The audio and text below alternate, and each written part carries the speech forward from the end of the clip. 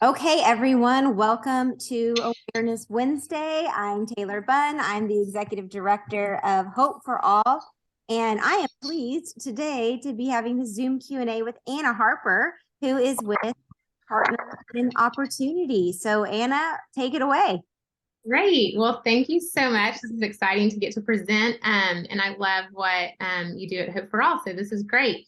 I am the Director of Programs for a nonprofit called Partners in Opportunity, and we are serve our clients throughout the DFW Metroplex, and we are about 3 years old. So I'll kind of go through an overview of the research and our mission and throw a lot of information at you, and then you can ask questions. So I'll just start, with what we do. We provide low-income families who are living in concentrated poverty with access to housing and supportive services in communities with top-ranked public schools. So our mission is to put low-income kids in our program on the path to college. And so we do this by connecting families with housing in what we call high opportunity neighborhoods, which are neighborhoods with low poverty rates, and great schools. And we use a tool called the Opportunity Atlas, which I'll show you in a minute, to locate neighborhoods that put these properties into this category. So we're research-based. I'll go over what research we use that shows that low-income kids, that it has a great impact on their life trajectory if they live in these high opportunity neighborhoods. And then we do this through offering wraparound support. We do a 2-year springboard of wraparound services after the family moves. So I'll kind of start with the research just to give you some background on why we do what we do and what our model is based off of. So there was some landmark research that came out that showed the impact of neighborhoods on a low-income child. So back in the 1990s, HUD launched a study. They really wanted to look at the impact of neighborhoods on kids. And so what they did a randomized control trial. They took 5,000 low-income kids who were living in the projects across the country, and they said, we're going to have a treatment group and we're going to have a control group. And the treatment group was able to move out of the projects with a housing voucher. They just had to move somewhere out of the projects. It didn't have to be a high opportunity neighborhood. The schools actually really only changed from like 15th percentile to 19th percentile performing schools, and they had a 1-year requirement to stay there. The control group stayed where they are. And then the researchers tracked these kids for 30 years to see what is the difference in their outcomes based on their neighborhood. And so the research was really celebrated because it showed, a stark contrast between the two groups. And it showed that, the low-income kids had better test scores. It cut the achievement gap in half in a short period of time. The earning potential was, huge differences, hundreds of thousands of dollars predicted lifelong earnings for the kids who moved. And then the mental health benefits were really great. It showed that for women, the single moms and the girls in the program had mental health benefits the same as a pharmaceutical antidepressant. So really interesting outcomes that were very compelling for what this research showed. So kind of moving forward from that, the researchers said, we want to see, we want to do a follow-up study and just see what it looks like today, but they didn't want to start with a new group of kids and wait another 30 years for them to grow up and see what has changed. So what they actually did is they looked at every American born between 1978 and 1983. And they actually looked at the census tract that they were born into, so smaller than a zip code. And you can see, on this map, there are some, you can kind of see how small and granular the different census tracts are. And they actually tied the, every individual to where the census tract is that they were as children, and their income as, right now as like a 40-year-old. And so they're looking at where they grew up and what their income right now is in adulthood. Now, the interesting thing about what they did is they're only looking at families who had low-income parents. And so if you look at this graphic on the left, you can see down in, one of these high poverty, what we don't consider an opportunity area for a family, for a child that was born into a low-income family in this area, their predicted income is $17,000, which is in the first percentile nationally for income for a low-income child. Now, if you look at the right side, and these are identified as opportunity areas, The predicted income is $62,000. And if you click around on this, it's called the Opportunity Atlas. It's a really neat interactive tool. You can look at the entire country by census tracts, and this is obviously DFW. But if you look at that area for a low-income child born into the same, family with the same level of low-income parents, they're making, 2 to 4 times in adulthood more than this child in a high poverty area. And so looking at that, stepping back and saying, okay, how can we make an impact for a low income kid? And looking at the impact of neighborhoods on kids. So, for our model, we leverage this Section 8 Housing Choice Voucher Program. And, for those of you who aren't familiar with it, they qualify by income. The family pays 30% of their income. So if they're unemployed, then they pay, 30% of that, which is nothing. And then as they go up, they pay 30%. And the Housing Authority allows a certain ceiling of subsidy amount that will cover the rent. And so what is unique about DFW is that as opposed to other big cities, where it's like the whole county will have the same subsidy. For a 2-bedroom, you get $1,200. The unique thing about Dallas is that they want to promote housing mobility and opportunities for families to move out of poverty. And so they are based on the zip code. So if you have a zip code in an area where rent is, not expensive, maybe a high poverty area, then the actual subsidy that the Housing Authority gives you is going to be lower than another zip code that has higher rents. So just throwing out an example, say, you're in an area that rents are average $750 for a 2-bedroom, the voucher will cover something comparable to that. If you're moving into a higher opportunity area where rents are higher, maybe better schools, then the voucher subsidy will actually ratchet up and even up to, the amounts that we're seeing, $2,500, $2,300, even higher than that in some of these high opportunity areas. So then you're not coming up against the issue of families want to move out of poverty. They want to live in areas that are high opportunity, but they can't afford it. The voucher system, how it's set up in Dallas, actually allows them to do this. And, 4 out of 5 families are saying that they're interested in this move. So then you run into the problem of why isn't this happening? And, voucher families have a really hard time finding housing in high opportunity areas. Texas is one of 35 states that allows landlords to discriminate against families for income, even if they can afford the rent with the voucher. So when surveyed, the landlords in these high opportunity areas, 96% of them will not take a voucher.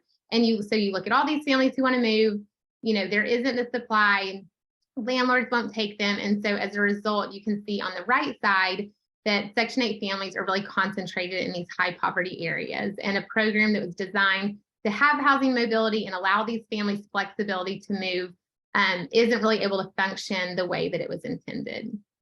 So what we do is we locate families who have vouchers, who have young kids, and we match them with housing in these high opportunity areas.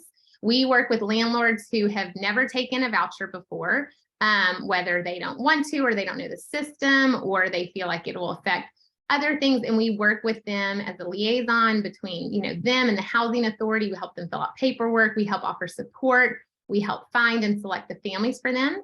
And then we offer this 2-year springboard of post-move support.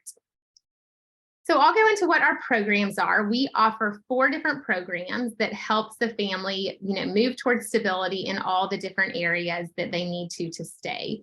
So our program is 2 years, but the voucher stays with them for the long term. So our goal is that the family stays in a high opportunity area until their kids graduate college or graduate high school or beyond, even though we put in the really intense wraparound high touch services those first 2 years, and then we back away as they continue to live in their new neighborhood.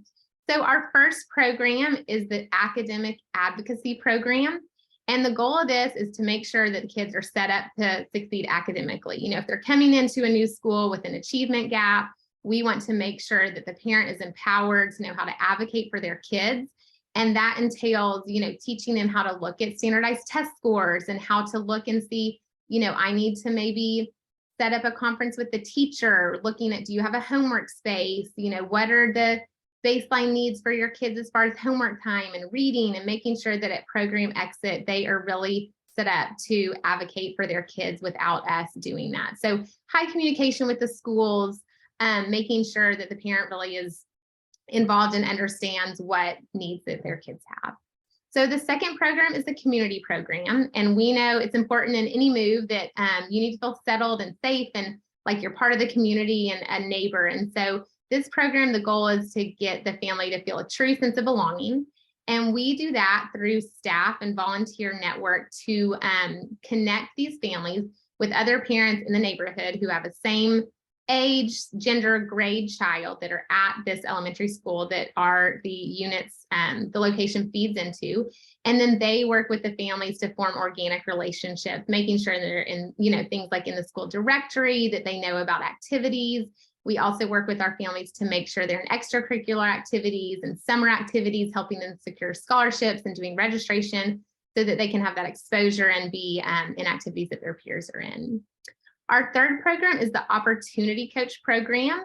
And the goal of this is to work alongside the parents to help them achieve stability in all different domains. So that includes transportation, childcare, mental and physical health, job satisfaction, all the different domains. And we use a client-led self-assessment tool that the parent can identify in each of those domains what their current status is and where they would like to move towards more stability.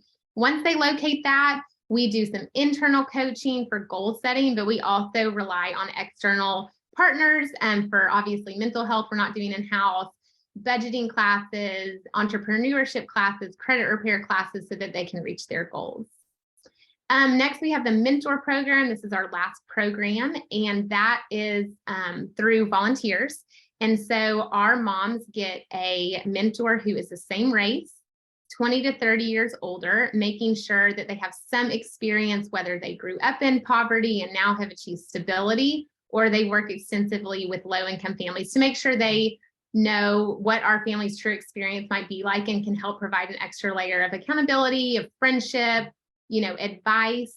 And then the mentors meet with our families, with our parents once a month, and then they have a phone call in between meetings just to check in and help encourage them in their goals and answer any questions they might have along their journey. So that is really kind of the quick overview of it. There's a lot more, of course, like there is to anything, but I will leave it at that, and I'm happy to open it up for questions. Thank you, Anna. So y'all, if you have questions, feel free to put them in the chat, or you can just come off mute and ask away. I guess I'll jump in. Hi, Anna. Thanks for giving such a well thought out and organized presentation and overview of your nonprofit. I heard you say that your organization is 3 years old.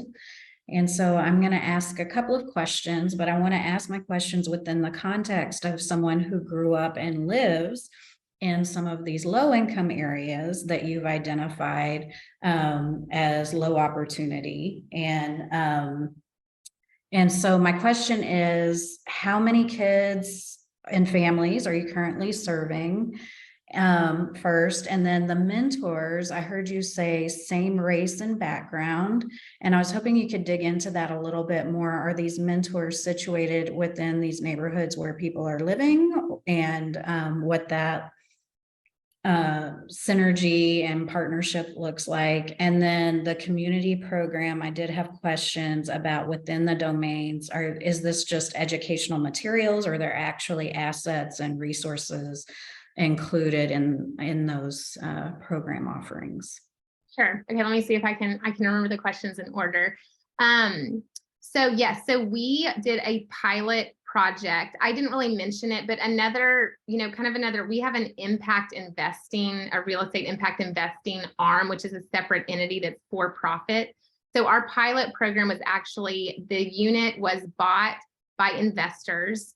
20% is to our families. It's only 10 units. It was a very small pilot. So 2 out of the 10 units were to these families in our program. The other 8 are market rate units. And so as an investor, you're getting the same return on your investment. The voucher covers the rent for our families, and the others are market units. So that was our pilot project. Again, we had 2 families. We just wrapped up their the kids have gone through 2 and 3 years of school there. And so we just launched our expansion, which is at a property in North Dallas. We have 3 families moved in there at our first property, and that will go up to 10 total. And then we are trying to get to 25 families by the end of the year. We actually already have the units given by landlords at 4 different properties, which is really exciting. And we are in family recruitment for that right now, and fundraising. As far as the mentors, they are not necessarily required to be in the same neighborhood. I mean, for that, we really want to make sure that they're maybe addressing our blind spots. The majority of our families are single moms, a high percentage of African-American moms, and we want to make sure that they feel like they can speak freely, and the mentor program is not necessarily in this rigid program with the commitments are not as defined in that. And so being able to provide that extra layer of support that isn't necessarily community-based, it's more friendship and accountability-based. So it is not a requirement that they live in that neighborhood. So, and kind of, the reason why, to lead into your next question with the community program, we do provide, I don't know if this is exactly why you were asking, but obviously the cost of living or cost of entry, for some of these places, like in our pilot, the uniforms for their football team were like $38, and it's not going to be like that somewhere else. So obviously we're coming along the families. We want them to have some cost participation and buy-in, but we don't want that to be a barrier to entry. And so again, like scholarships this summer, I think we got up to $8,000 of scholarship. Again, we might have the parents pay a small portion, but we obviously are going to kind of diffuse those costs to make sure that it is not a limitation for our children that want to participate in neighborhood and extracurricular activities. I'm not sure if that answered the community program question. So yes, we rely on scholarships and different camp programs that will participate with us. So they're not, just living there, but not really living there. Did that answer your question? Okay. Thank you. Let's see. I see another question. Oh, go ahead. Yeah, I'm going to read the questions from the chat. Okay, so Tammy says, sounds wonderful. Do the clients have to have their voucher first? And she wants to make sure she understands if they have a voucher, you will help navigate their housing, right? Yes. So our program, our funding covers the program. It's public school. So that is, we're utilizing it. It's a great public school, and we're utilizing that housing is covered. It helps our ability to scale because the cost per family is going to be lower.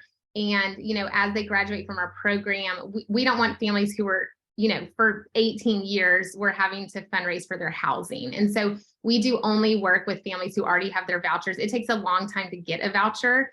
And so, if we have a family who calls in, is interested in the program, wants the resources, then we direct them to other community partners who might be able to help on that front. But it's not a fit for our program.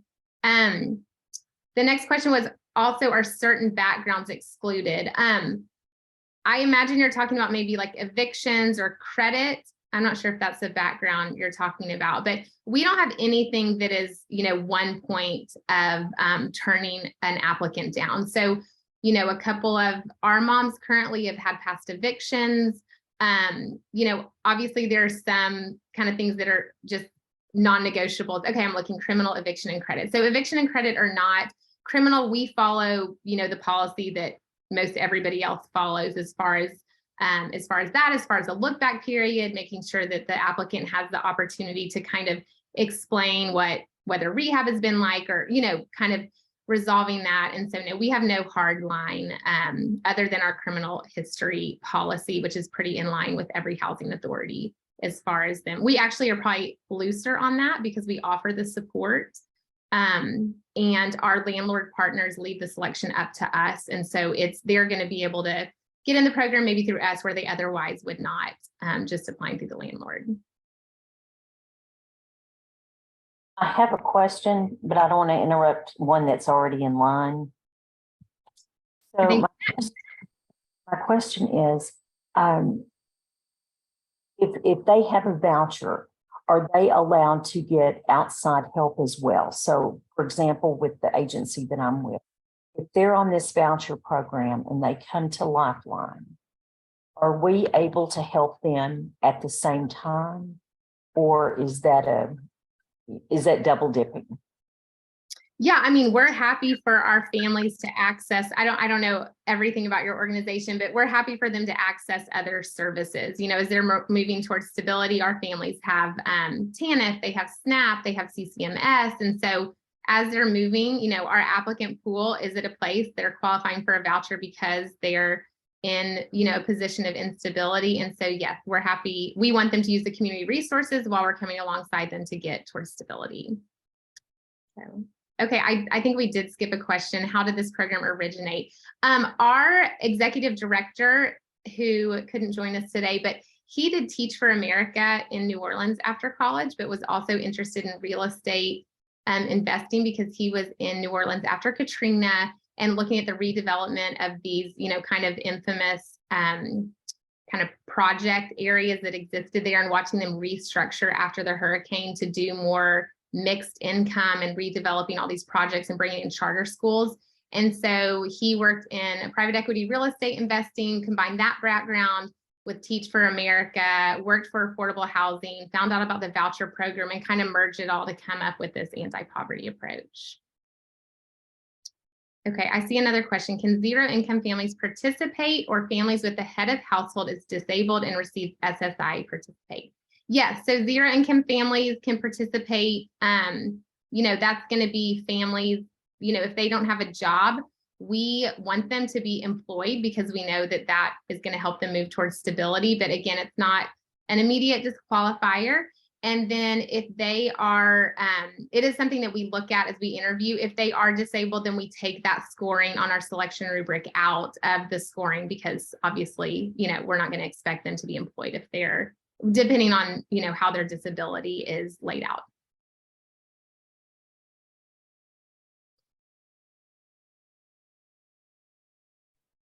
If people wanted to work with you as a mentor, if like Amy shared, she's living and grew up in and lives in what's considered a low income area. If somebody wants to mentor for you, how do they let you know? And then how do you check them out? Perfect. Yeah, we, you know, of course, we can just be contacted. I can give my email address. But yeah, it's really anybody who is mission aligned with us, who kind of understands, you know, has cultural competency about what actually the family might need or how to work with a family who might have a different background. So we want to make sure somebody understands what they're going through and kind of what they've been up against and how goals might look different for that population. But yeah, we just, you know, we do an interview, we talk about our mission, we go over the research, we understand their experience, and then we go from there.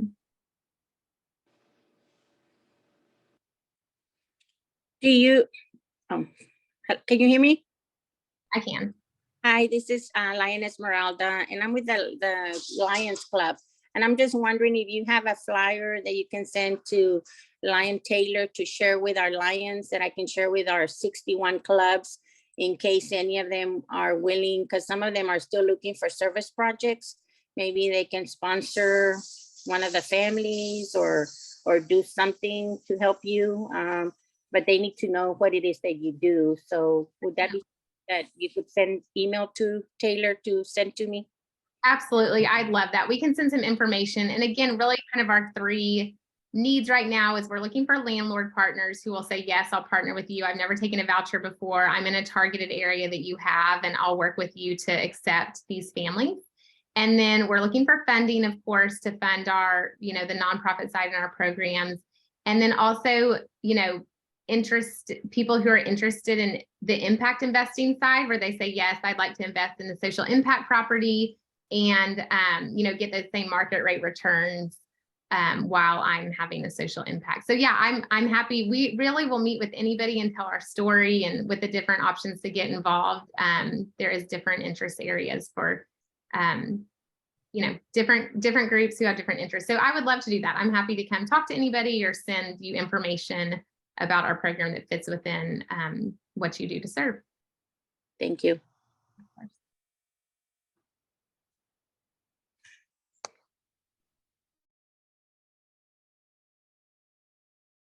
All right, I'm not hearing any more questions, but Anna's going to share her email. So if things pop up, you want to get involved, you want to connect with Anna Harper at Partners in Opportunity. Anna, thanks so much for joining us today. And Yeah. if y'all know of anyone else we should feature on Awareness Wednesday, let me know. Everybody have a great day. Thanks.